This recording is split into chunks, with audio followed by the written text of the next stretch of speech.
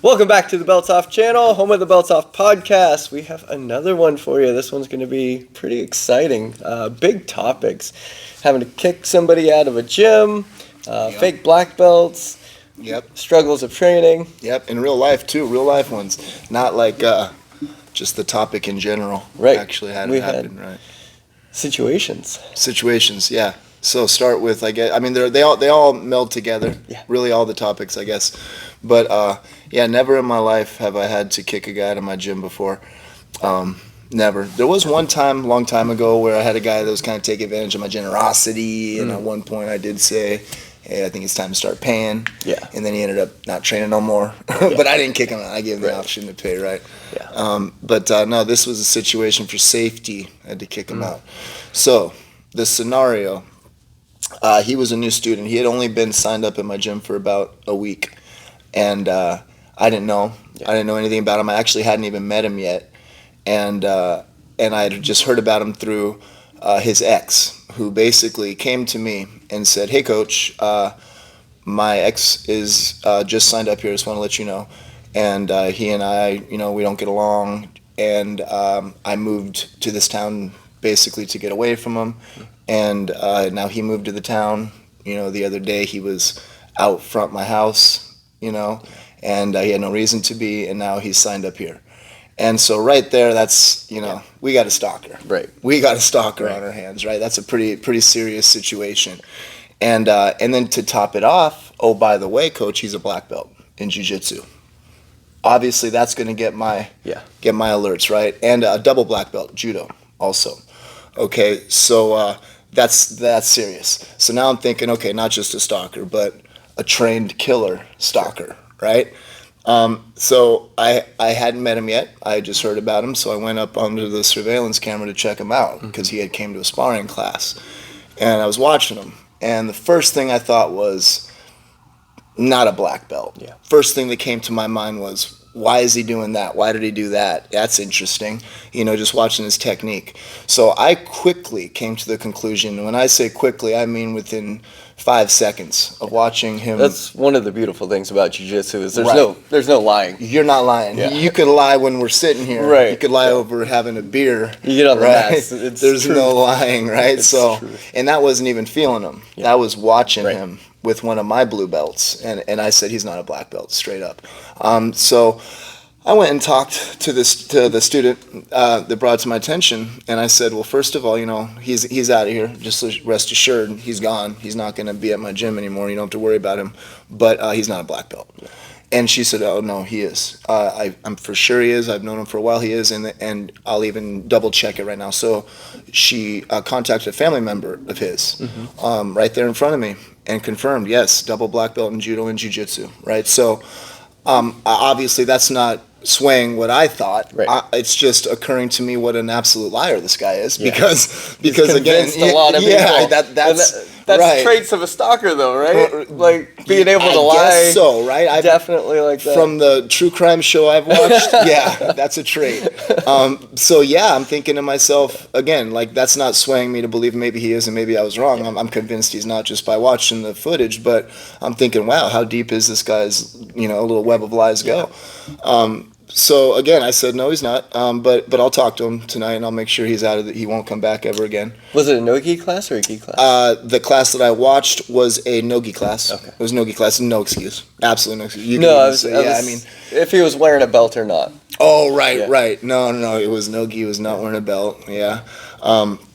So basically, I had the option right there. First thing I did was I told my wife, okay, refund him. Yeah. Right, let's refund his money first thing. So we did that. And I basically had to make a decision. I was going to either call him right then and there and say, hey, don't even come back, buddy, weirdo. And by the way, stay away from my student, right? But it occurred to me, like, maybe if it was no fake black belt involved, I'd do that. But because of the fake black belt claim, I wanted to talk to him in person and see if maybe... hey, maybe by some freak chance I was mistaken by the footage, and so I basically set up a little plan. And when he came to train that night, I had because we got a mat area, and then we have our lounge that is totally separate from our mat area, a different room, and they've got some mats in there too. We just don't use them ever. So I rolled those out. And my plan was just to wait for him to get there and say, hey, bud, you don't want to go train with those blue belts in there. We're black belts, right? Let's train right here. Let's do black belt training, right? So he came in, and I basically said that to him, and then he instantly said, I'm not a black belt. He didn't even mess around with it, right? Yeah. And I said, why are you telling people you're a black belt, man? You're crazy, right? You can't do that. And he just basically said, I'm not a jiu-jitsu black belt, but I am a judo black belt. And I go, oh, perfect. Yeah. Mats, right there.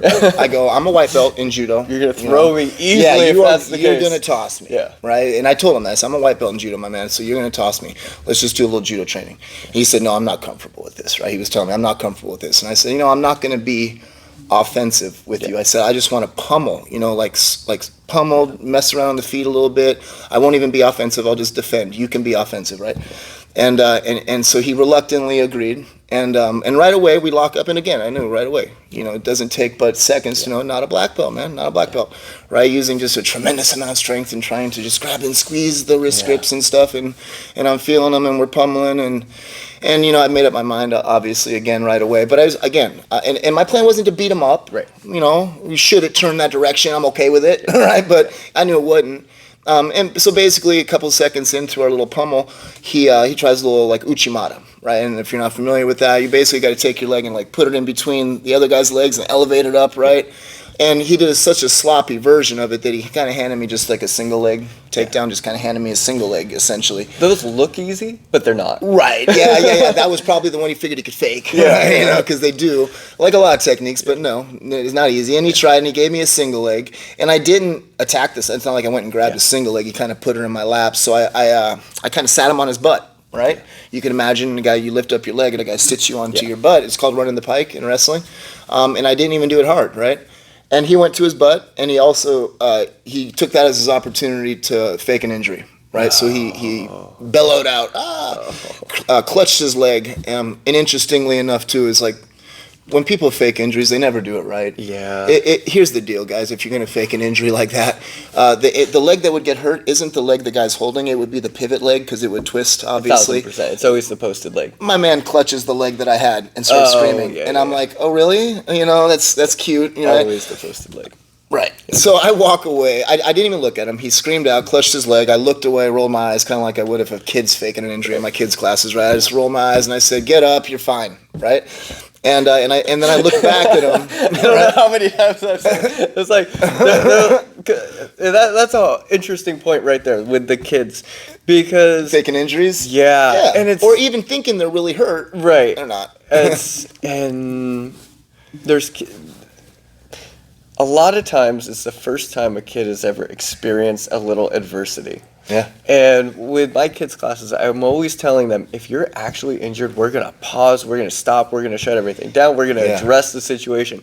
But if you get a little bonk on the side, or your nose gets a little tingly, owie. Okay, let's go. Big difference between an owie and an injury, right? Yeah. Kids learn that lesson early. Let's build that mental toughness. Let's push through this. That's why you sign them up for this stuff. Exactly. So it's like, no, get up. We're going to keep going on this. Now, if I really thought you were hurt, we're going to do everything we need to do. 99 out of 100 times. Yeah, follow protocols, but... the little tingly in your nose, you're okay. Might say that to adults every now and then too. Exactly. But yeah, so I basically said, "Get up," right? And then I looked at him and I said, "We're done here." Like I kind of reassured him, "We're not sparring anymore, right? Your leg's fine."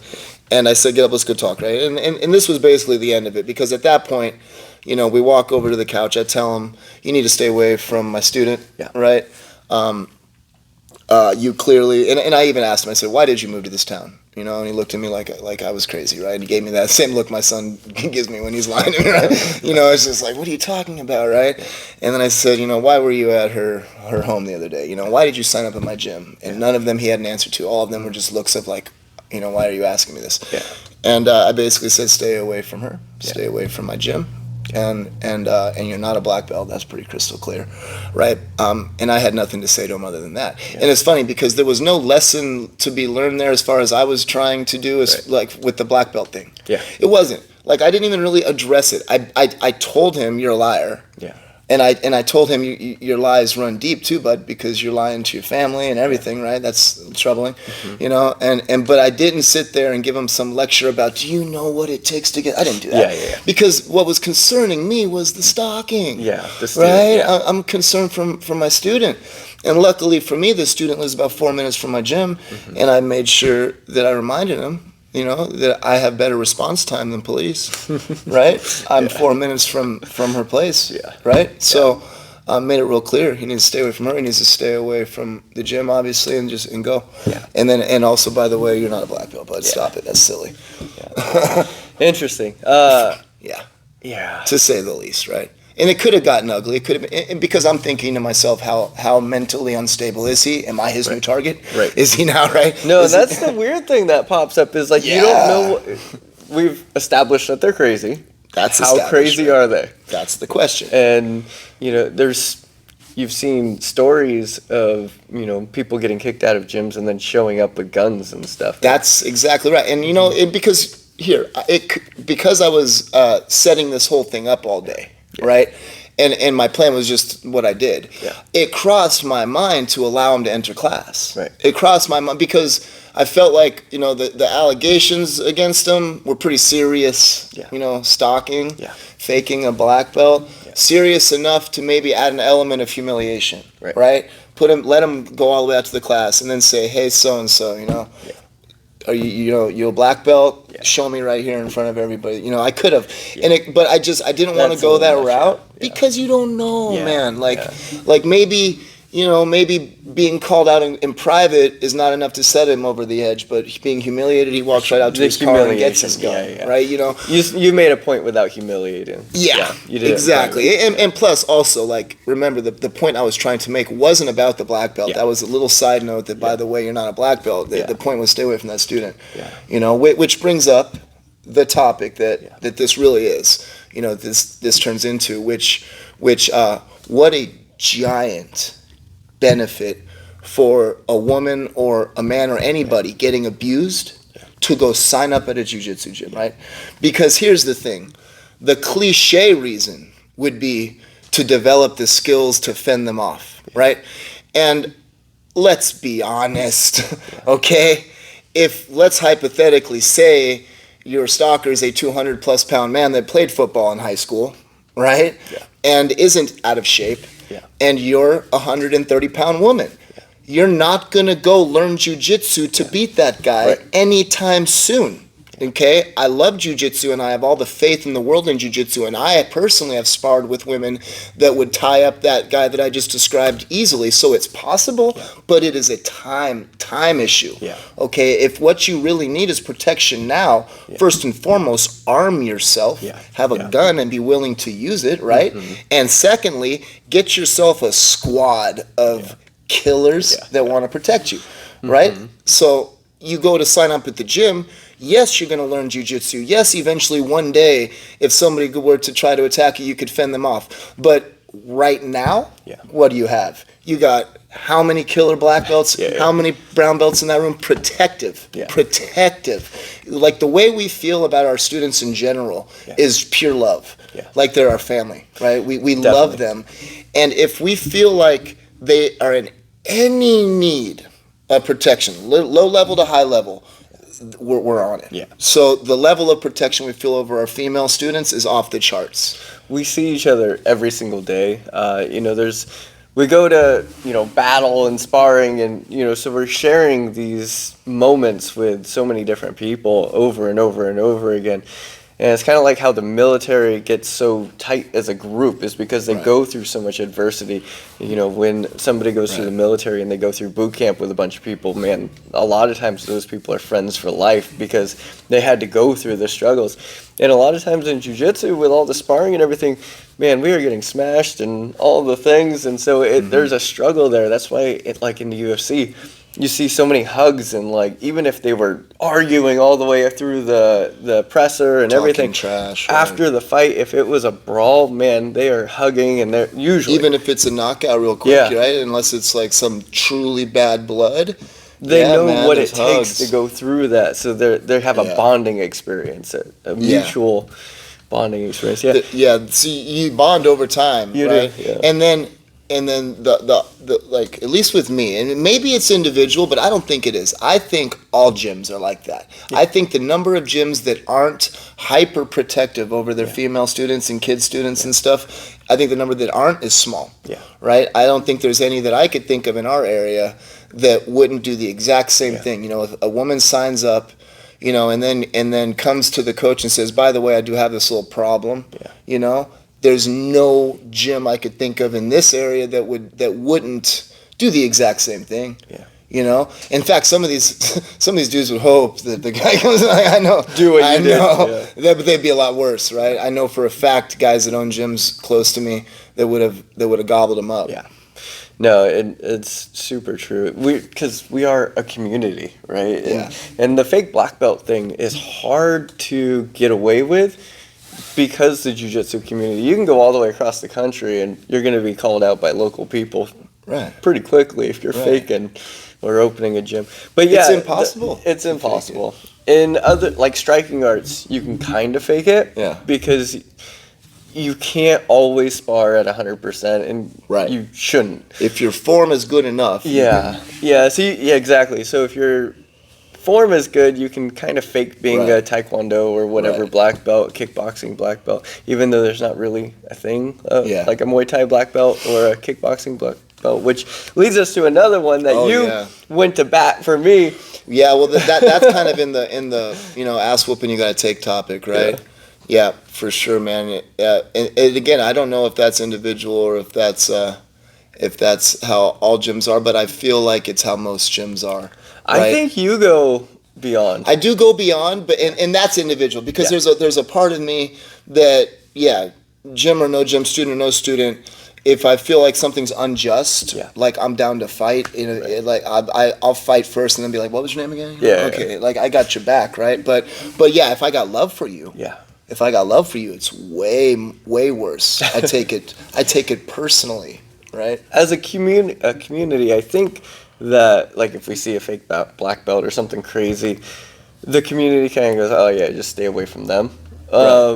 But yeah, if you go that step and you're like getting on the phone with them, so which is the situation what he's talking about, should we tell him, right? So a flyer came out and it was advertising as a Muay Thai black belt. And so if you're familiar with the striking arts, there's no such a Muay Thai black belt would be equivalent to saying that you're a wrestling black belt or a boxing black belt.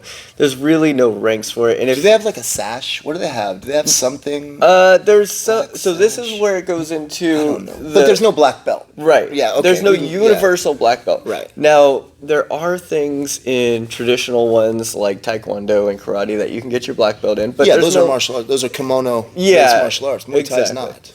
Exactly. So yeah. So and he was claiming you might have a gym that does like in-house promotions, which is pretty common at kickboxing places and everything, just to keep the How would they do students that? in, like, How would they promote? They make their own. Okay. Yeah, which is universally accepted across the board, but it's not transferable. Right, so you would basically be a John's kickboxing black belt. Yeah, you wouldn't be a kickboxing black. Gotcha. Exactly. So that's really common. Gotcha. But you can't advertise it as you're a black belt because that doesn't exist. Exactly. And this guy was. There's no universal set. Like, yeah. Yeah. So this guy was he basically threw a flyer out there. I'm a Muay Thai black belt. Yeah. You basically said there's no such thing. Yeah. And then he wasn't just, he was neighbor, right? He was wasn't he? So he was looking to get into a local place, right, and start training people. So he was looking to get into a fitness place to start his gym going.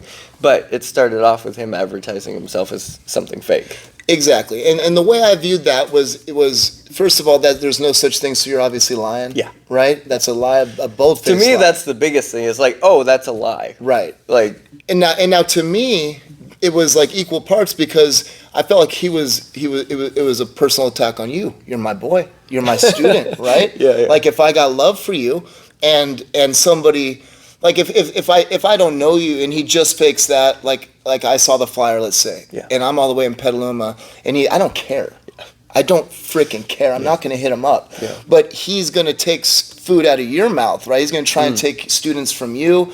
Yeah. And I felt also kind of like he was advertising it in your area. Like he was same shopping center, right? He saw that you're a kickboxing gym and he said, hey, you want to learn some Muay Thai from a black belt? Here you go. So I took it like he's coming at you, right? So it's like, okay, my guy is only a purple belt at the time in jiu-jitsu and you're claiming to be some black belt, right? I felt very protective of it, bro. So I hit him up. Yeah. Right? I called him up. I said, what are you talking about? There's no such thing as a Muay Thai black belt, right? It started out a little bit tense, obviously, because I told him very, very honestly. I said, you're faking it, and you're trying to take students from my guy. You know, you're advertising right next to his gym, and there's no such thing, right? And it basically came to. It got heavy for a second. It got heated, but what I realized pretty quickly is that first of all, I mean, I had known before I called him. I went to his Instagram, and he did Muay Thai, right? And he clearly lifted. The guy was like a freaking action figure, right? But again, like, so I spar with action figures all the time, and I don't lose to him, right? So you could be an action figure and a fake Muay Thai black belt, I'll still smoke you, right? So I hit him up, and I said, you're fucking lying. You know, what the fuck you doing? But I realized it was a translation issue. Sure. Right? He was Brazilian, from Brazil, and didn't speak English very well. And he did not mean to claim that he was a Muay Thai black belt. He was trying to find a way to say that he was experienced and advanced in Muay Thai. Yeah. And through our discussion, I figured that out, right? So all was good, and he was cool. And he ended up coming by my gym because he's like, dude, I'm from Brazil, you know. And then when he came by, we talked for a while, and he was telling me how, you know, when he was training Muay Thai in Brazil, the jiu-jitsu guys would come over and beat his ass. So he was like, you know, he was a little worried when I called him, you know, because that's the truth. Jiu-jitsu is jiu-jitsu, and if a guy's from Brazil, if he doesn't train jiu-jitsu, he knows what jiu-jitsu is, right? So when I hit him up, he was more worried than I was, for sure, right? But you know, it needed to be checked on. Right? I felt like it needed to be checked on. If anything, just also to show you, because I wanted you to know that I got your back, right? And I'm pretty sure you knew from that second on, like, dang, I better be careful because he might, you know, because I will, man, I absolutely will. And here's where this topic becomes an ass whooping you got to take. I might have lost, right? I'm very confident, right, in fighting, but I'm also a guy that has trained so long and gotten beat up by people that I would never look at and think could beat me up. So I also have that real, like, awareness, right? So when these situations have popped up over the years, which they have, you know, where I feel like somebody's attacking me in a way where they're mocking my gym, making fun of me, looking down on me, I have just told myself, let's go lose a fight then. You know? I'm going to go fight him. And if he wins, he wins, but you have to. That was my childhood. That was always the small guy. Because you're a little dude, man, and you can't just let him push you around. Getting picked on the whole thing. Yeah, it was like exactly what you just said. I'm going to go lose a fight, but I'm going to hit him. Yeah, let's go lose a fight, I guess. I'm going to do whatever I can to make this not an easy situation for them. That's scary, too, because in a real fight, there's no referee. Right. You don't know if he's going to keep hitting you or whatever, you know? And you know what's funny, bro, is I got, because this has happened multiple times over the years, right? I started my gym as an insecure blue belt, right? 2010. And I don't know if I've ever told anybody about the time that I almost got beat up. It was like in 2011. And I didn't almost get beat up, but I just got let know that it could happen, right? And it was at an MMA fight. I was cornering a guy in an MMA fight, right? And we were behind in the background getting warmed up, and a guy from I don't even know if he remembers this because we're friends now. We're buddies now, man. I like him a lot. A guy, Marin MMA guy, Mickey O'Riggs, walks up to me and he goes, "Hey, Mike, you opened up that spot in Petaluma?" And I was like, "Yeah." And he goes, I'm glad it wasn't a little closer to me. I'm glad." And I was like, I instantly knew what he was getting at, right? And I go, "Yeah." And he goes, "We might have had problems." And I was like, and I would gulp, you know, because he's basically telling me, like, be careful where you open a gym, right? Like, if you were a little closer to me, I might have to come whoop your ass, right? And I told him honestly, I said, you know, I did that by design. I did that on purpose, man. That was not an accident that I was far enough away from you, right? And he said, that's good. And he walked away. And that was like the first situation I was ever kind of faced with where I thought I might have to lose a fight right there, man. Yeah. You know, because, and I would have no delusions I could win, right? Mickey would have smoked me right there, bro. Sure. He'd have probably put me to sleep like to make a point, right? But it was like, well, is this the moment, right? Thankfully it wasn't. You know, and since then he's so cool, man. Mickey was super cool. He respects Megaton. Megaton loves him. So yeah, it's all that's water under the bridge now. That's the self-regulation that you see in jiu-jitsu. The self-governing like, thing, right. And it's not as common anymore. Yeah, right. Not nearly. When I first opened, I had a similar situation. I got messages on Facebook from a guy from NorCal Fighting. Of course. And, I was a blue belt at the time also when I opened up my place. And we weren't advertising as like a fight gym or anything like that. And kickboxing. And it's another, it's a ways away. Like plenty far enough Coffee away. Park is come on, way right? the heck away. Yeah. 15, 20 minutes if there's no traffic. So it's not like... You don't want to call from those guys though, man. And I know. It wasn't Dave Terrell or anyone like that, but it was a higher figure at the gym. Close enough. What the heck? You don't want that. We're not even doing what you're doing. Yeah. It was kickboxing and, he was a jiu-jitsu guy. Yeah, but it just felt weird to me. Yeah. But felt weird, like scary, like I might get my ass kicked here, or felt weird, like why are you doing this? I'm so far away. You must be looking to beat me up or something. More of like challenging because opening a gym as a blue belt, and it was a kickboxing studio. Yeah, you gotta. I had a different entrance, so it was weird to have that call out to me. Yeah, but. Kind of like unnecessary. Unnecessary is what it felt. Yeah. And they're just letting you know. Yeah. They're just letting you know, man. But there hasn't been very many of those, but there has been one or two that have popped up, which is super interesting. But most of the community is super awesome. Right. Yeah. No, I know. I mean, most of them are, but, let me think. So chronologically, right, that was in 2011 that happened. Okay, and then the first time... So shortly, it wasn't too short, like 2014, a few years later, was when I almost got beat up again, man, by two black belts this time. Again, and this is another one of those situations where I would have had no delusions of winning the fight. That's why the name of this topic is like an ass whooping you got to take. Yeah. Because I would never want this to be viewed as, look at how arrogant he thinks he could beat all these people up. It's not, man. Yeah. It's like, knowing damn well I'm gonna go lose, man. But it's just principle, right? So this is the situation where it was that tournament, BJJ Tour tournament or something, and they were live streaming the finals. I was a brown belt at the time, and my gym name nobody knew. Esteem, still, only local guys know, right? So the guys that were commentating the live stream were bored. Because it was a boring match. Sorry, guys, it really was. I was stuck in an omoplata.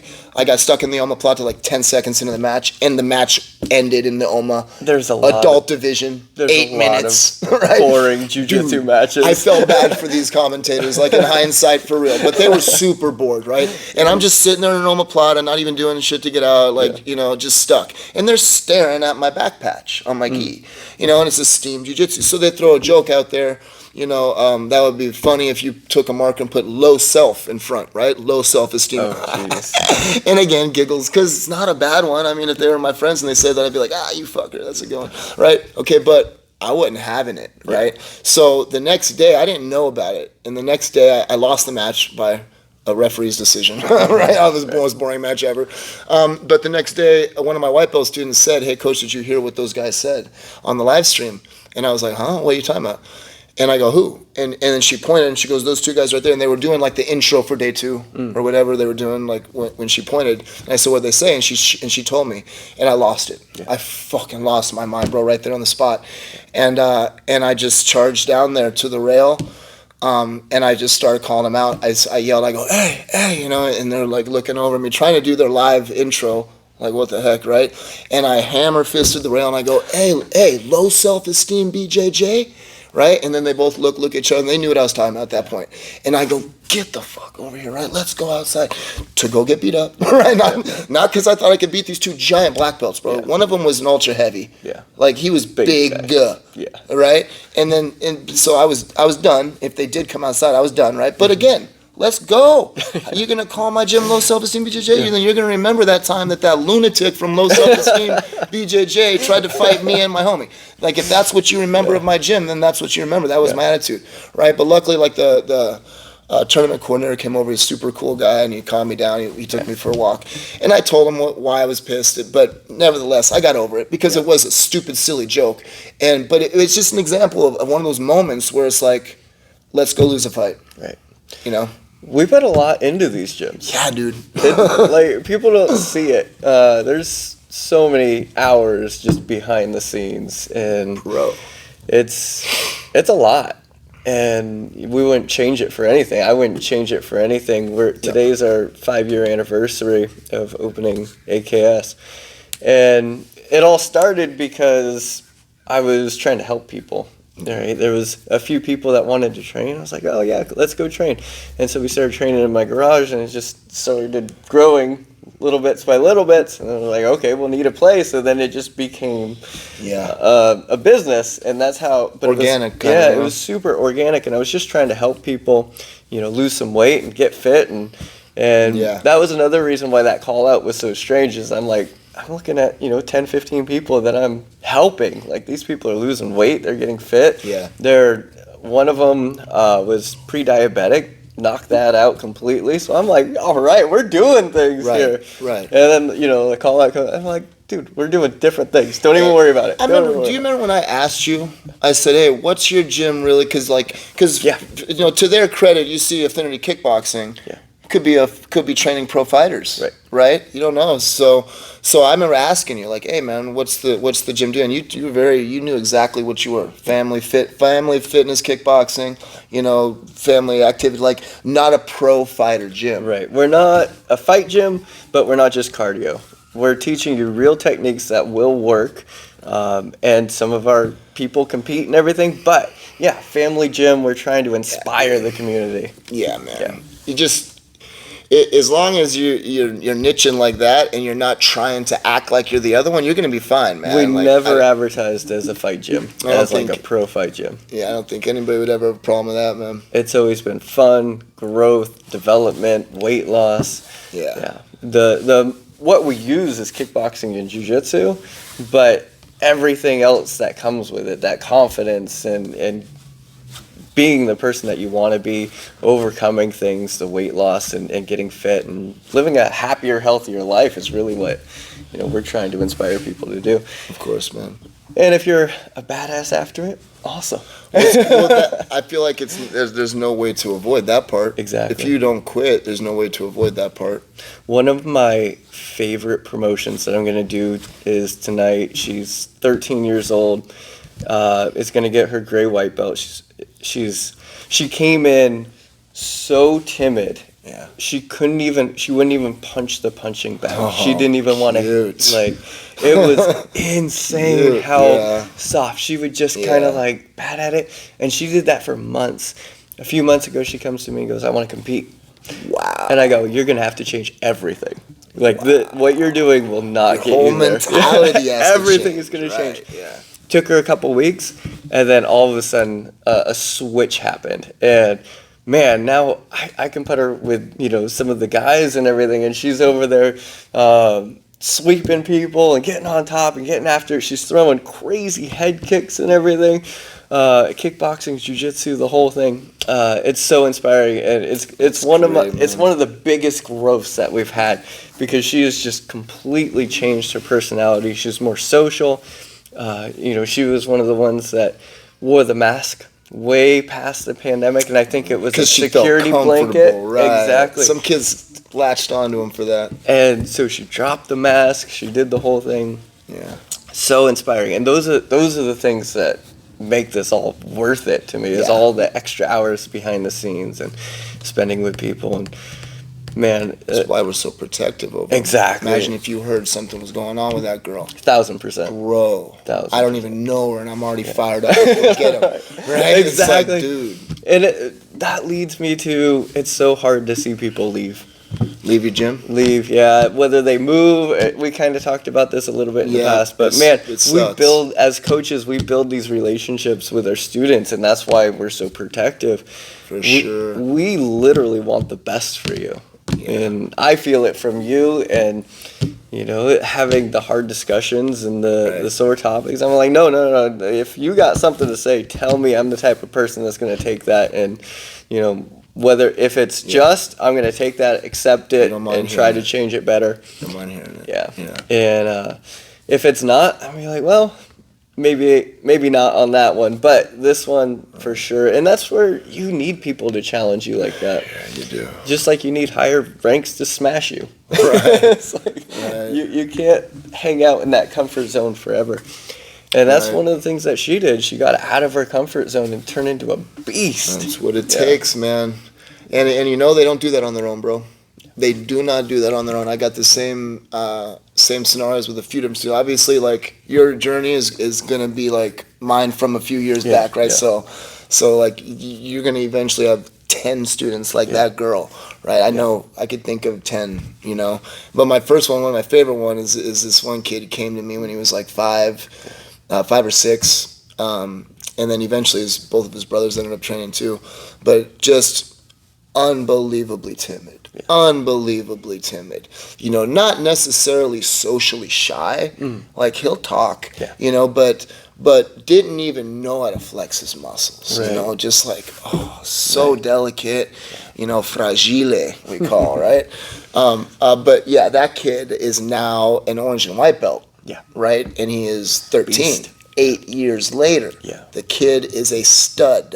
Okay? And by stud, he acts the same. Yeah. He's still, chill, and he would still fully prefer to have like a flow roll, right? But the days of me having to say, make sure I don't put him with him are over. Yeah. Right? Because that's what we have to do with those kids. Yeah. Right? When you have a kid like that, you've got to protect them from those other more aggressive kids in the class. Sure. Right? So for years, he was the kid that I had to say, okay, be real careful who I put him with. Put him with a smaller person. Always put him with somebody who wasn't going to hurt him. Right. Now I could put him with the beast. Yeah. And I'll watch these kids do the things to him that I would hope to God that they wouldn't do, and he fends them off. Yeah. He fends them off. Kimuras him, that's his move. He always gets closed guard Kimuras. Nice. Nasty, man. He lights out. Right? And that took 8 years. Yeah. Right?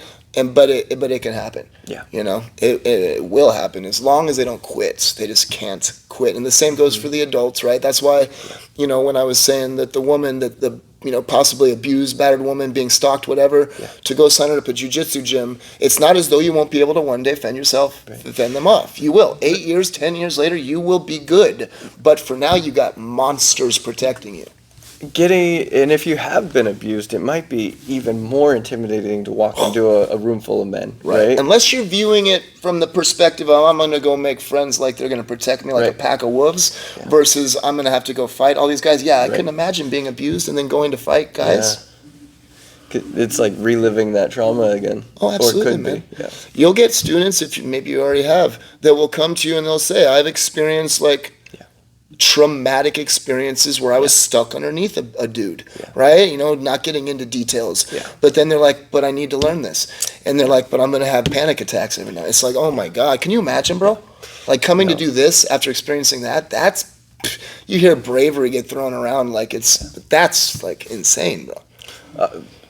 Probably 30% of our team for jiu-jitsu is girls and women, which is extremely high for a lot of places. That's super high, bro. Extremely high. That's good. Yeah, and then for kickboxing, it's like 40%. So it's kickboxing is a little more easy to get into for most women. They're moms, like you get families. Yeah. So you get the moms a lot. That's good, and the daughters. Yeah, exactly. And then but I'm always saying, like, I know this is uncomfortable for some people to be in these positions, like pulling guard and everything. Like, that's not a great position for somebody who's been through trauma. No. But you can't defend yourself if we don't practice these things. So Right. there's no better martial art to, ward off a rapist than Can you jujitsu. imagine? There is not.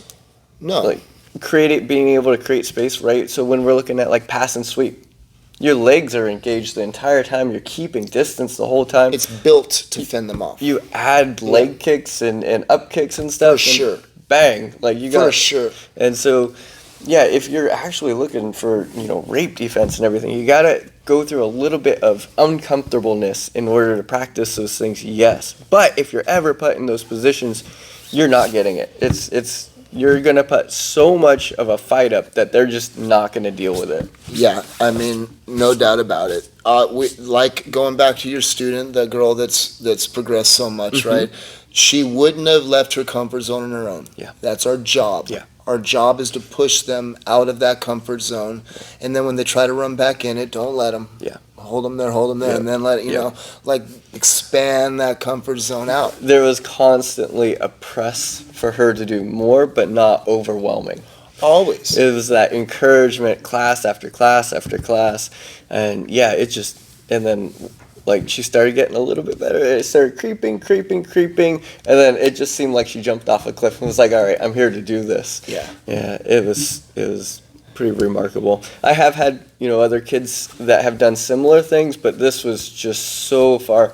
Like I said, she wouldn't even punch a punching bag. Yeah, that's very timid. That's almost like Todd's class timid. Yeah. I get that with like my little 5-year-old kids. Like they freeze up. We had a situation just last class where all I said was, because they were doing their break falls. Yeah. We're literally sitting on our butt, rolling back, smacking the mat, and sitting back up. And when you do that, you don't need to bring your legs all the way up as if you're about to do a back roll. Right. They only need to come up. And so I told that to a little kid, and I said, don't let your legs go up so high, hon. Try it again. Froze up. She froze up. Deer in headlights. Didn't move. Frozen. I was like, uh-oh. Yeah. Is this a glitch in the matrix, right? Yep. So I walked over to her. I was like, you okay? And it was so bad. It was almost like she wouldn't look at me. She was freezing. And I like to say, well, you can go sit by Dad. I knew she needed to go sit by Dad, Yeah. be comfortable. So I told her, I said, you can go sit by Dad, hon. Yeah, take a second, right? Yeah. It's like, but that's how they start, dude. Yeah. And even the adults that don't look like that physically, they're feeling that way. Yeah. That's how they feel, right? So. There's that side of things, and then oftentimes we get kids who come in, and the first time they put gloves on and stuff, and they start moving around, they're like, "My hands are sweaty." It's like, well, yeah, you're exercising. And I've had Crazy. They don't know what that's like. Yes, Dude. I've had kids say, "I'm sweating too much. Like I need to stop. I'm Yeah. sweating too much." Like, No, that's no. cute, kid. Watch Coach. I was like, I leave puddles on the mat. Like, Buddy. Yeah. like, you're fine. You'll They don't hide. know, though. They've never Yep. done it before. Exactly.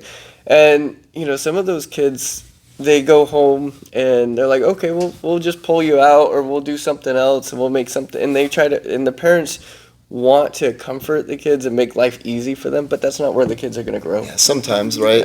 Yeah. You get those parents sometimes. I feel like, I got to be honest, though. Like, I look at the parents at my gym as a whole. Mm-hmm. Very few are soft. It is. Honestly. Yeah.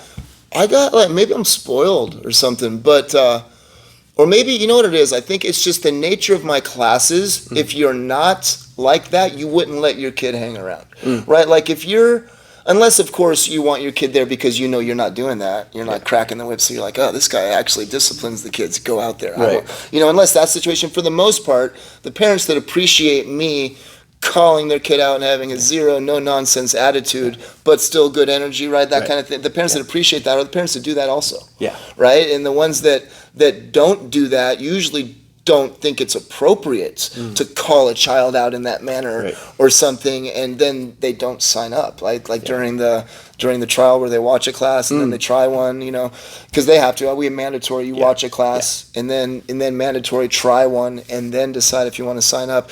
Like usually by that time they've seen me call out either their kid or somebody else, so they know how I handle it. And that's one of the reasons why I make them watch one. Don't give me your money and then ask for a refund when you hear me yell at little Timmy, right? Because it might happen, But yeah, the parents tend to already do that, right? So I think that's why most of my parents They love it. Yeah. You know, Kids need that. They need to know. The kid needs to know that you're on their side and you're there to make them better. right? But you're also going to call them out when they're doing stupid things. 100%. And if you're not calling the kids out, you're doing the kid a disservice. Huge disservice. You know, as a coach, we're there to push and make your kids grow. We're not just a daycare facility. And a lot of people look at martial arts like a daycare situation. Terrible, right? Yeah. From my experience, I think it's more of the traditional martial arts where they do that. I agree. Taekwondo and stuff. I mean, to be honest, like Nick Schaefer's got an amazing program where he picks kids up. It's an after-school program, so I could see parents being like, "Yeah, man," but luckily they're at a good place that's going to actually teach them some good Taekwondo too, right? So, but yeah, a lot of parents view it as just watch my kid. Yeah. Right. You know, but yeah. So we talked about fake black belts, covering our students, making sure that they feel secure coming in, how protective we are. You know that fake black belt thing, bro? I got a question. Yeah. Could you understand how a person would build the delusion that they could get away with that? Not in the jiu-jitsu gym. I absolutely can. You know what's weird, bro? I absolutely can't. And maybe this is just with my desire to practice empathy, right? Because it's a tough one, right? Empathizing with some crazy stuff could be tough. I would never be able to do that. Check this scenario out. And I've lived this scenario, and this is why I can, because I thought about this a lot since that moment, right? Like, what could bring a person to believe that, right? And in his case, I don't give him the credit I'm gonna say because I think he's just crazy. Right. Okay, but there was a time in my life when I was a white belt and never even put a gi on, right? And the only reason why I call myself a white belt, not a leather belt, was because I had signed up at NorCal, right? And I was good out the gates. I had a really strong wrestling background, and my pace was just and the gym had wrestlers in it but didn't have a ton, so I did well at the gym, right? Not well against the top guys, not even close, but against the other guys that were my peers, meaning we all just started, I did great against those guys, right? And obviously the black belts would murder me. Purple belts murder me, blue belts, right? But I would then go cross-train in my buddy's garage. His name is Matt, Matt's garage. And he was an Aikido white belt, right? And he was not super athletic. He never even played football. Not athletic at all. To be honest, basically like a Dungeons and Dragons kid that did Aikido, and he said, I had heard my Aikido could work well against wrestling, and I'd like to try it, right? And he was very respectful, and I remember giggling, like, dude. But he was so respectful and nice, and I was like, yeah, man, let's go. Let's try it. And obviously what happened was clear, right? I don't even need to describe what happened. But we would continue to train, and he was so complimentary. He's a great guy, right? And we would be wrestling and doing jiu-jitsu, and I would just be not even holding back because I didn't have control over myself yet. I was a white belt that was real competitive with a big ego, so I was beating up my friend basically, with a smile. I wasn't trying to hurt him or anything, but I was just not holding back. I was doing that submit you every 5 seconds kind of a spar, right? And he was so complimentary. I remember him telling me, "You feel like a black belt to me," and here's where the crossroads hits. Now here's the pivotal moment. My friend told me that. Okay, I truly smoked him, and I truly smoked anybody else that came and trained with us. Okay, had I not had the experience already in that moment of already rolling with Dave Terrell, what's to say I didn't buy it, right? Because luckily for me, I had already trained with Dave, and I felt a black belt, and when he said that to me, I was like, bro, what I did to you, he does to me easier, but what if I hadn't had that experience? I might actually drink my own Kool-Aid, I might actually go, I'm kind of surprisingly good, right? To the point where maybe, bro, just maybe, I'd say, well, I'm too good to go into that gym as a white belt, and my buddies think I'm a black belt. Fuck it, right?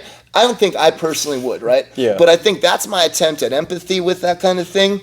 Because that did happen. What you're saying there is why I believe striking arts do that. So Right. Your buddy tells you you're a beast. and if somebody's coming from Aikido, you don't have that sparring necessarily. So you don't get that feel of like an actual person grabbing you and holding you down like you do in wrestling. Yeah. And so striking is the same thing, as if you're not actually sparring with people and you're just teaching on bags and everything, it'd be easy to say, oh yeah, I'm a striking black belt. But it's Right. because you're not sparring. And jiu-jitsu is so true because we can go basically 100%. Right. And the 110. truth will be told. Yeah. You know. And when you first start jiu-jitsu, and I'm sure wrestling, if you start, you're going to think that a purple belt is like a god. Oh my Like, you Lord. can't do anything. Dude, the first time I rolled with one, yeah. It's like they're doing magic. Like, yeah, voodoo. You can be a giant, strong guy, and they're just running circles around you and I making know. you tap. And so, what's the difference? If you're a white belt looking at a purple belt, you're looking at a purple belt and a black belt going, well, What's the difference? they're dude? basically the same thing. Honestly, a they're good blue belt even, you would think that, dude. They're doing the same Yeah. thing to me. They are. It feels the same. When you're a white belt, it's everything. Purple belt or Yeah, up is dude. just. I mean, imagine to the ant, does a regular hammer feel different than a sledgehammer? No. Right. Yeah. They feel the same. One's clearly more powerful than Yep. the other, but yeah, dude. both getting smashed. It's yeah. the same crushing, so I get it. And then You once know? you've been in it for a little while, you're like, oh, okay. You start getting better. And it's like that saying, when you don't know how deep the water is until you're in it. Yeah. If you're truth. looking at the ocean, it looks pretty deep, and then you realize how crushing of the power is the deeper you go. It's very similar. Like a black belt is just a deep part of the ocean. Yeah. It's like, The deepest, man. you get some pressure at that surface level a little bit, breathing and everything in your lungs with your head above is a little more compact, right? That's your white belt, and the deeper you sink, that crushing force just develops over and over and over. Yeah, man. So when you first start, purple belts are like gods, and I remember. And then when you get to purple belt, you're like, what the heck? Like, I don't feel like a god to the white belts. Like, I obviously can, handle it and do all the things to the white belts like like the purple belts were doing to me. But then at purple belt, you can realize that difference between the purple and the black and go, all right, this is what the difference was. No, I remember the tables turning. Like, I remember feeling like I was unattainably far behind purple belts. Yeah. I remember that feeling as a white belt and being like, I don't think I could ever train long enough to get as good as that guy is. I felt that. That just whooped me. Yeah. Right? Like, that's not attainable. Right? But I remember also attaining it, because it will happen. Don't worry. Right? And feeling the feeling of rolling with a guy who probably thinks I'm unattainable. Yeah. So I like the tables turn thing, right? That's why we work hard. So just like I tell the kids classes, like, oh, my favorite thing to do is to tell you to do push-ups and then watch you. Because when I was a kid, I used to get so frustrated. My coach could tell me to do push-ups and watch me. I wanted to do that one day. Now I'm doing it, right? Yeah. It's like, it's attainable. It doesn't feel like it is, but it is. And then when you get to experience it, like, now it's even way better, exponentially better as a black belt now, right? Because it's like, when I first got my black belt, I had imposter syndrome, and it took me probably till now, really, to be honest, like, to feel like I am a black belt, right? And like, when I'm sparring, like, I see super moves ahead and stuff, like I actually have that feeling of time slowing down. So I'm getting to experience it, man, it was the goal all along. Black belt's that interesting because it's your final rank, basically. There's stripes and everything, and then the coral belts. But you're a black belt, which a lot of people look at the end goal. But yeah, there's black belts that have been black belts for 20 years. Yeah, dude. And there's not new belts along that way. So even the belt system that we have is very... There's a lot of valley in between each belt that we have, and that's kind of where the stripes come in. But even with stripes, the valleys are so long compared to other martial arts. Right. Whether you're getting a belt every 6 months to a year. In jiu-jitsu, man, you can go 4 or 5 years before you get that next belt. There's giant valleys in between. Yeah, man, even bigger when your professor doesn't care to keep track. right? Megaton gave me 2 stripes at once 8 years after I got my black belt, or 7 years or something like that, right? So obviously it also depends on that. So like in my heart, when I got my black belt, I had achieved it. Yeah. I got a black belt from the legend, right? So my life could have ended right then, right? And I got scored my wife, got my kids, got my black belt from the legend. I'm good, right? But like I never expected a stripe. And when I got one or two at once 7 years later, again, that was like oh my gosh, lightning just struck. I saw a unicorn. That will never happen again. That's how I feel now. So it's like, sure. It's funny too, because when I envision myself older, I still have only 2 stripes on my belt, right? Yeah. Like if I shut my eyes right now and envision myself as a 65-year-old guy training, and there's still just 2 stripes on my belt, because who cares, first of all, and Megaton might just forget, right? He might just forget. That's hilarious. Whatever today is, when you're watching this, you're not going to think back of the time when you were a 3-stripe white belt when you're a purple belt. You're not going to look back and go, oh, yeah, I would, because... Like, what do you mean? Like, you won't reminisce at all? You'll reminisce. If you're a 3-stripe white belt and you're hoping to get that blue belt, you're not going to look back and go, oh, yeah, I deserved it or anything. You're going to be... You're going to wish you didn't even want it. So, it's kind of silly in retrospect to be, that white belt looking for that next stripe. Because if you're a white belt and you're going from 2 to 3 stripes in your overall jiu-jitsu career, it means nothing. Yeah, I mean, in the moment it means everything. I understand that and I get it, but yeah, you're right, bro. It means nothing. Looking back, like those stripes, in the moment, like they meant a lot. They felt good. They freaking meant a lot. Every stripe I got, I felt great. I didn't get a lot in my life. You look back 5 years and you're like, yeah, it was a stripe. Just... But they meant a lot, bro, and you had your chest out, bro. Yeah. Like when you stood in line, like the next spot up, like you're like, oh, you don't got a stripe. Let me stand right here, bro. You don't got a stripe yet. It feels good, but yeah, you don't do any stripes. I don't give them out. No. I like striping the white belts, and the reason I like striping the white belts. No blue belts. You won't go to blue belt stripe. I haven't yet. I might do blue belts. For me, I think when you first start, you don't know where you are at all, and so. I like striping the white belts because it's encouragement. If you've just started something and you have no idea where you are or if you're getting better or, the people around you, somebody new might come in and you might get smashed by them. But if you got a couple stripes, you're like, all right, I know I'm not the new guy. I've taken some classes. I'm progressing.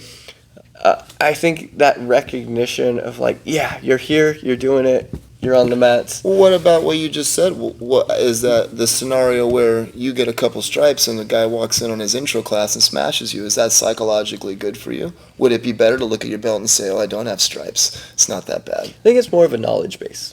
What do you mean? So the person who has a couple stripes on their belt, the person coming in might be more physical or have previous experience. Be an athlete, aggressive. Yeah. So I think if you have a couple strikes, you're like, okay, at least my coach believes in me. Like, I've just started, so I don't know anything that's happening. Well, I think that rookies, which is what a white belt getting a stripe is, they think that's the level of how good they are. I really do. Like in fact, the kids will tell you honestly. I had a kid, adorable, walks into class, realizes he's the highest rank, and goes, "Guess that means I'm the best here." Meant it. He meant it. Yeah. Right. So I think that a lot of beginners see 2 stripes as I need to beat 1 stripe and no stripe guys. Sure. I do. I was seeing this actually on one of the posts, and it was like, I got my blue belt. It was amazing that I got my blue belt, and now the next class is coming, and I'm dreading it. And it's true that... Because the target on him, he feels... All those white belts that didn't get their promotion are going to be looking at that blue belt trying to make their name because they haven't trained long enough to know that that's not how it works. Well, I mean, is that not how it works? I think that's how it works. If a white belt beats... Go attack the guy that just got promoted. We always... If a white belt beats a blue belt, that doesn't mean he's a blue belt. No, it doesn't mean he's a blue belt. But that white belt might think that that's how it goes. Yeah. And the blue belt will also think this is not cool, right? And, if he loses that's to the white good. Belt, yeah. That's good. They should think that, right?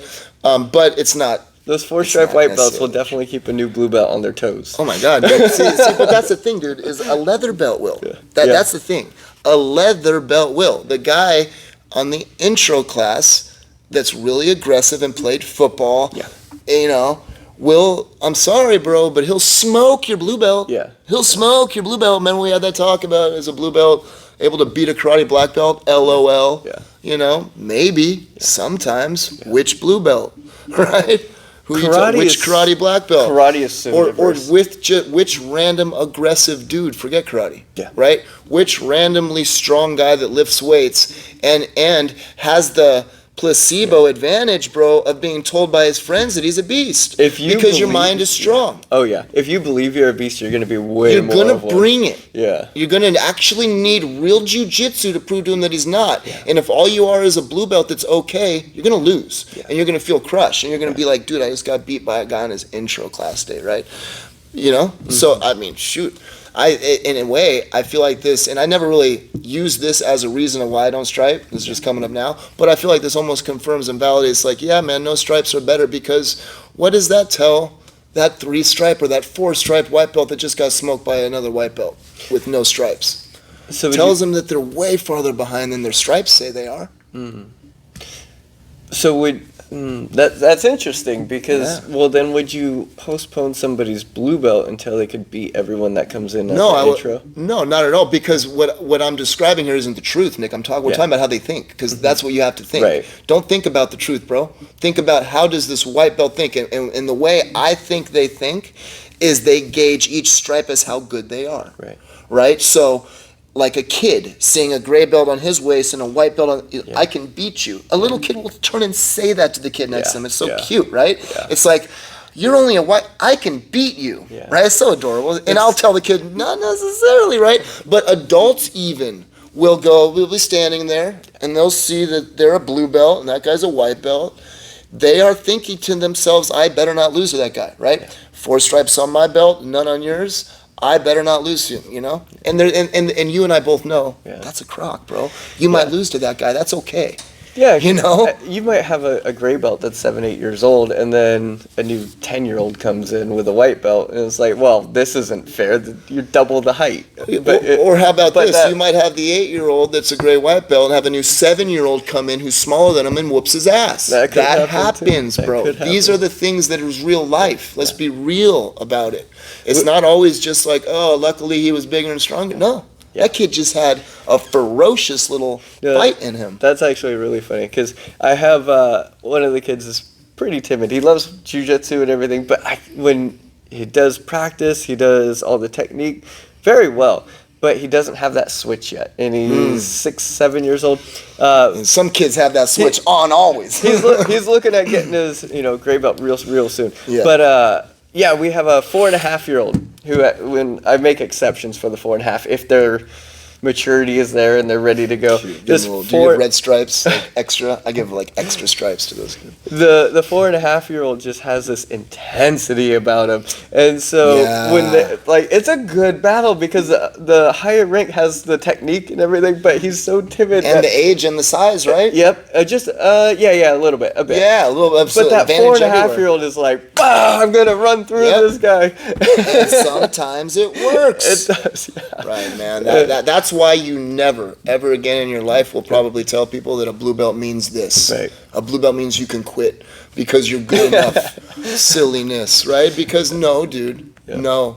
If you think that, you're going to really regret it when you run into that guy. Right. That 4.5-year-old is going to eventually be 25. Exactly. He's going to have the same personality, man. It's so fun watching him go up against some of the slightly bigger little bit more shocks the kids. It does. It makes that and it's exciting because I'm like, man, if you take what he's doing and you apply your skill to it, your aggressiveness, right? Like, if you take his aggressiveness and you're talking to that bigger kid, the bigger kid, yeah. It's like if you flip the switch, all you have to do is his energy, your technique. You're gonna be amazing because he does have really good technique, and you can see it at moments where he turns it on, but it's not consistent. And when that little kid, he's like, oh, like this kid's coming after me. And he almost gets like a deer in headlights sometimes. It goes to show, bro, That's why, because the one thing that people that are walking down the street that don't train jiu-jitsu, they don't have technique. Yeah. We know that. They might be athletic and all that, but they don't have the skill, the knowledge, any of that. Yeah. But they might have a switch. Yeah. And that's to be feared, man. It is, yeah. That's a healthy fear to know that this guy might absolutely bring it, right? Like your biggest spazzy white belt fear, right? Everybody's got that fear of rolling with that spazzy white belt. Dude, Yeah. that's what everybody walking down the street is. The spazzy white belts can be dangerous because they're doing crazy things. Super dangerous. But it's also great for blue belts to feel.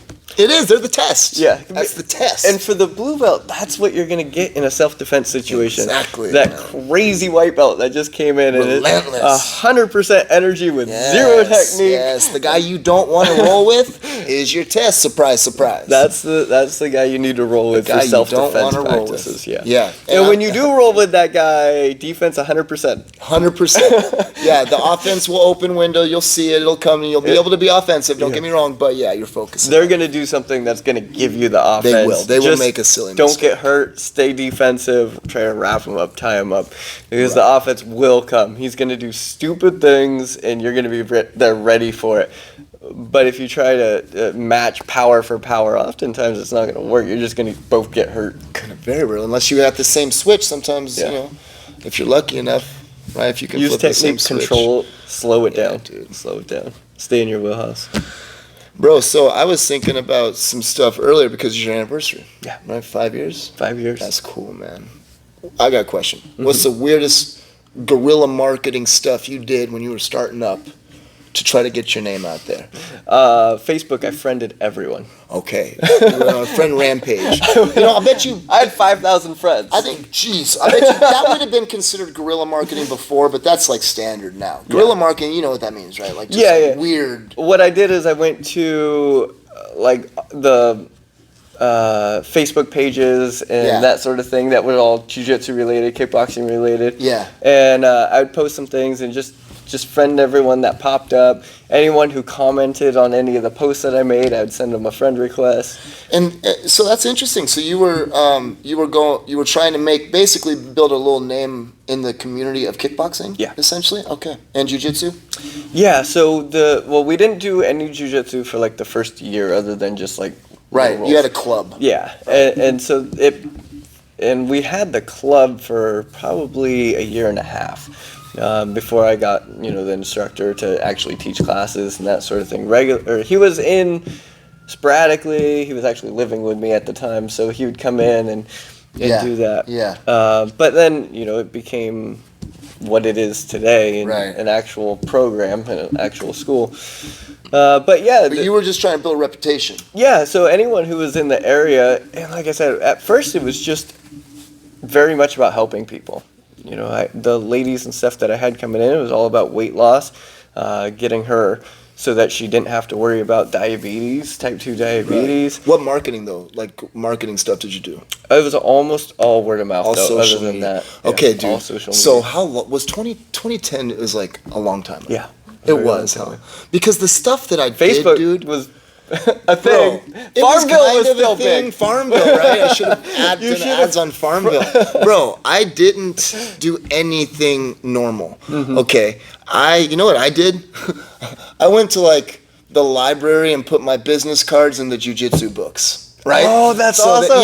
So that when people... that is perfect. That's the silly stuff I did, man. Like, I remember... That's genius. Yeah, at one point, I remember driving down the street and seeing the Subway billboard and being like, dude, wouldn't that be sick to be able to steam jiu-jitsu on a billboard? And then it just occurred to me, it's like, well, technically, if people are actually going to Subway because of that billboard, just go advertise at Subway. Right? It's like, use whatever that billboard is doing to get them customers to go, so I basically went to Subway, and first I asked, hey, can I put my stuff in there? Like, no, dude, you're not a nonprofit business, no. Yeah. And I was like, okay, so I walked outside, and I remember walking outside and looking at the handicapped accessible sign, and I took my sticker out, and I put it on the sign. And I remember it occurred to me, it's like, well, where's all the highest traffic places? So I went to Safeways, I went to all the places, and I made sure to find, which is usually there, it's a handicap spot right outside the front door. And the back of it is blank. The front is a handicap sign facing the road. The back of it is what people see as they walk out. Yeah. I hit all those up.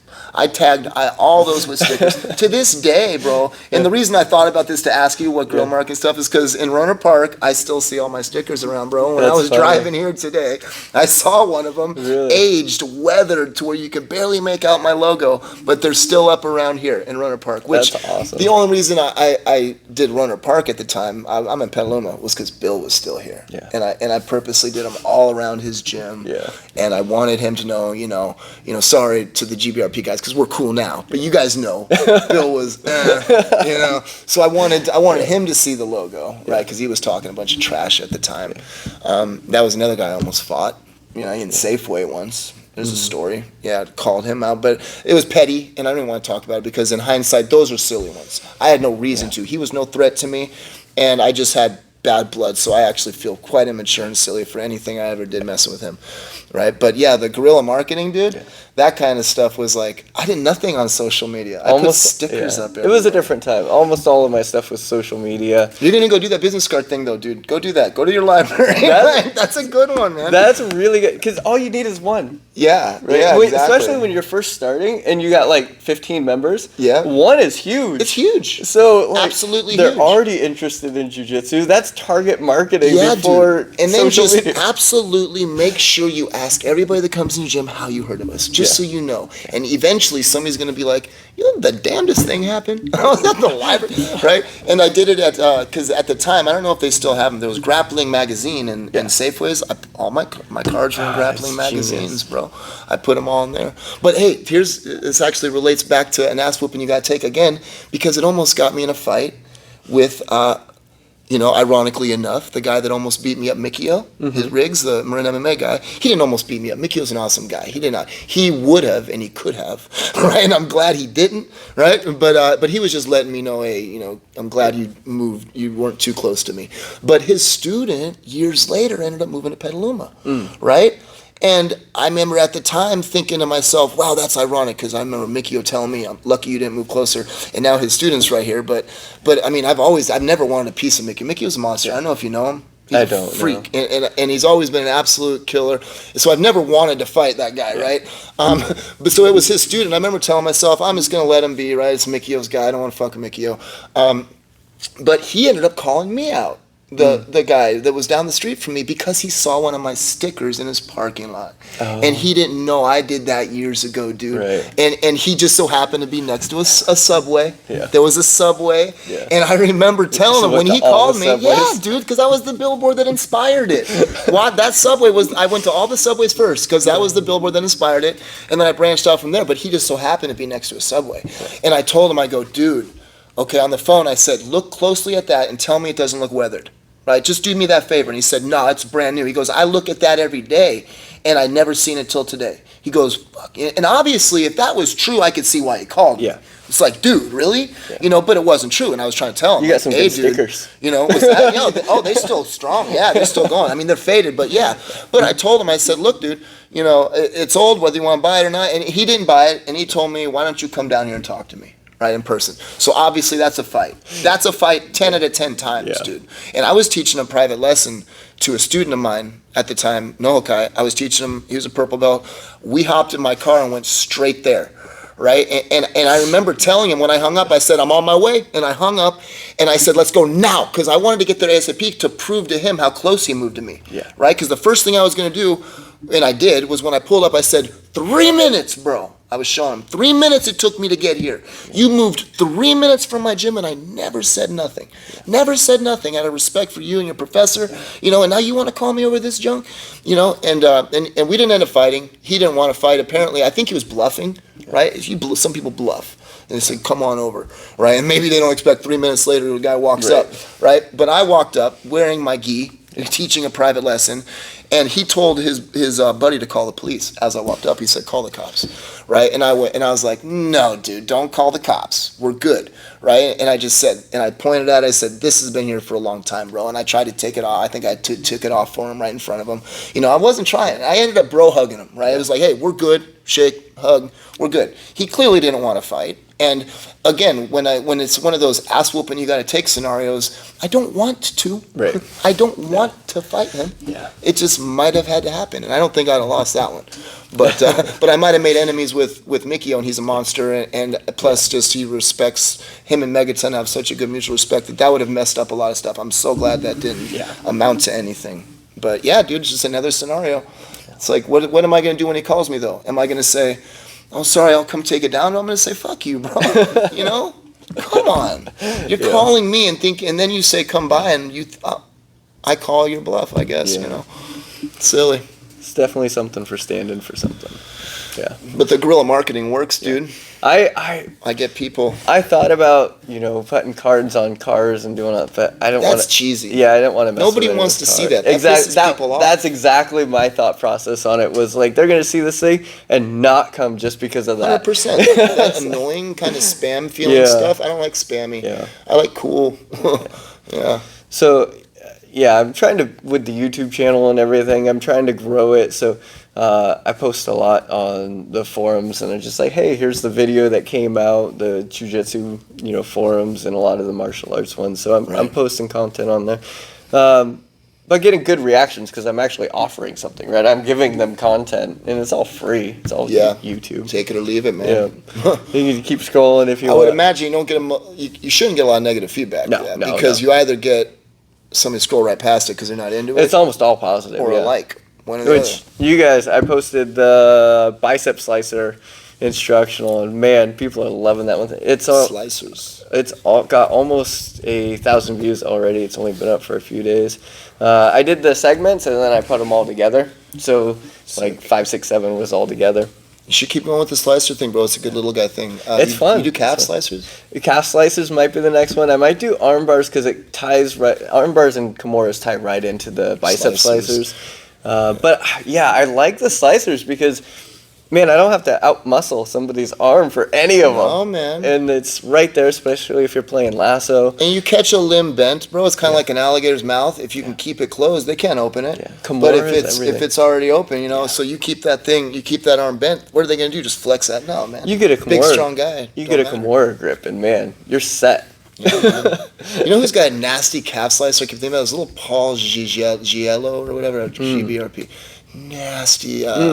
Deep half. I think it's or Alpha De La Hiva. I do like calf calf slicer. slicers. You almost got me in that once, bro. When I went over there to spar them, I was like, dude. I do like little calf guys though. slicers. He's a little dude, right? Little guys are calf slicers, bicep slicers It work well. takes such little effort, and it's my entire body against your elbow. Right. Or your knee. That's why deep half is so cool. It's your whole body underneath one limb, just the leg and hips, right? So isolation. That's really what I've been playing with a lot is isolating the lasso, and then just isolating a limb, getting my entire body wrapped around one little piece of you. That's the one, bro. Yeah, I'm glad you're doing the slicer stuff because it goes right into the lasso that I've been wanting you to work on. Big time. And so I think the next one's going to be arm bars because I have a decent arm bar, and then it goes right in with the bicep slicers because a lot of if you fail on a slicer, you have an arm bar. In most positions. And so with the bicep slicer series, we went everywhere. We went from the back, side control, all the way through. Guard off the lasso was the majority of it, but we only covered a small portion of what's actually out there. We didn't cover much from side control, attacking the far side with slicers. Right. All that's still available to put on there. I've seen a cool one from being stuck in bottom side where you can catch a slicer. After you hook, you know how you do it, go for like a reverse triangle? Yeah. There's a way to turn that into a cool slicer on the arm. Ooh, buddy, you might like that one. Oh, I'm going to have to explore that one. Yeah. It's like a lot of good stuff out there, bro. How you feel about that? There's a topic in a way, I know I might be running out of time, but like posting content like with techniques is high risk. You open yourself up for the potential of that's incorrect or something, right? I remember that feeling because I used to do that a lot. And I used to even post, it's kind of cool, like I used to post similar ones to you where you wouldn't do it sparring. Right. But it's a cool flowy drill that Yeah, goes yeah. from here to here to here, and I'd get that criticism. It's Instagram Yeah, technique. it's Instagram flows, right? Yeah. And I'd get the criticism of, oh my God, you would never, first of all, that would never, blah, blah, blah.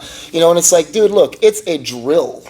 It's a flowing drill. Would I bypass the back like you were saying to go for the Hermancettino? 1 out of 10 comments one out of 10 comments are like, oh, that wouldn't work. That wouldn't work, right? But there's still merit to it, right? That might be a great warm-up. Yeah. Because it teaches you all the steps along the way of transitions. Exactly what it is. It's a great flow. Yeah. And so if you use it as a warm-up, it's like, okay, we're still getting the sit-up. Cool We're down, still getting a rollover. We're Cool. still latching onto the head the proper way. So you're combining like 6 different techniques into just a flow. And you're controlling your weapons, man. Yep. That's what a flow is. You're learning how to control your weapons, man. Becoming a better martial artist. And if you can do those transitions, it's like capoeira, but on the ground. Right? Capoeira to kickboxing is like Instagram jiu-jitsu for jiu-jitsu. It's just flowy stuff. And there's a lot of things that you wouldn't do because it's number 30 on the list of priority. And you won't get there. Yeah. And you won't get there. And so there's 30 higher, I know you don't like to use percentages, but there's 30 higher percentage better techniques that you could use from there. I always use that word, you know. I just don't agree with myself when I say it. I know I'm wrong every time I say it. Because it's so individual. Your It's 10% finish rate might be somebody else's 90. Right. It's hard to say. I think I caught myself telling somebody once that a cross-collar choke is low percentage. I was like, you silly fool. What did you just say? Tell that to Hodger Gracie, bro. It's like, for me, Michael Stratton, my finish percentage is very low on those. But it's an amazing technique. Get really good at it, right? I like arm bars, and cross-collar chokes were my gateway to arm bars. Right. So, me too. Yeah. Me too. I like At white belt, I nailed a ton of cross-collar chokes. At blue belt, they stopped working. I was like, well, your partners got better? Yeah, and that is what it is. And then at purple belt, I started hitting them again because my armbar got better, right? So my threat on the triangle. Also, your students were white belts again. Well, because as a purple belt, you were running the gym, right? But so that helps. I was rolling with similar ranks and stuff. It was also working. That was a good one. Roasted. Everything. One of the posts on that flow, on the Instagram flow one that I posted, somebody was like, "Oh, that would never." And my comment was, "Everything works on white belts." Yeah, that's right. Man. The trick is when you get white belts. When you get to a higher rank, everything works on white. Stupid shit works on white belts. It doesn't work as a relative term. Against who? Yeah, worked well on my little brother. So if you are a smaller guy, go check out that bicep series. I've also posted a couple review things on like the mace bells. That thing is blowing up right now. Lots of reviews. I did a review of the bags like a year ago, and it's got like 10,000 views now. Just it's a video that just doesn't stop pumping out content. It's crazy, and it's just a horrible quality video, but everyone keeps watching it. Kama Jiu-Jitsu did one of these about belts, and it's like him in front of a whiteboard. It's all grainy. The sound, there's no mic or anything. It's on an old school phone, and he's talking about belts. It's it's a terrible video, and he's like, I don't know why, but this thing just keeps year after year after year cranking out views. People love it. So he ended up redoing it, but I don't know if the new one gets stuck in the algorithm somehow or something. I don't know if his new one that he remade it and is way better quality because he has new equipment, new cameras. It didn't get stuck in the algorithm. It probably isn't doing as well as the previous one. I'm sure. Super interesting. He's gonna have to link to his new one and the one that's still firing, right? Help out our algorithm by hitting the like, hitting the subscribe. Yeah, and in closing, man, anybody you know abused, you know, man or woman too. I know I keep putting a lot of emphasis on female, right? It doesn't matter though. Abused man or woman, we got your back, dude. Yeah. You go sign up at a jiu-jitsu gym, you know, and if you need to know for sure that they'll do it, my gym, this gym, right? Like you got a squad. You have a squad of dudes on day one. Obviously, the jiu-jitsu will get good enough to where you handle yourself. Yeah. But on day one, you got a crew. That's very helpful. I would say emotionally also. You go through trauma. You got your jiu-jitsu buddies to go talk to. Yeah. One, you're going to have that support physically, right, and establishing the protection. But also, they're going to be there for you emotionally also. They're going to be there to support you. So it's not Right. just the physical aspect. We're a community. Family gets thrown around a lot, but it really is. Like, everyone in here are my friends, right? For I have sure, very family, few man. friends outside of the 100%. jiu-jitsu gym. The bonds that we make in here, and everyone's trying to be better and grow, and those are the communities that you need to be around. Yeah. Yeah. 100%, man. So, get out there, find a jiu-jitsu gym, start training if you're not. I think it was I did a poll, 70% of you guys out there aren't training or are white belts. So stick to it, get to it. We'll see you in class.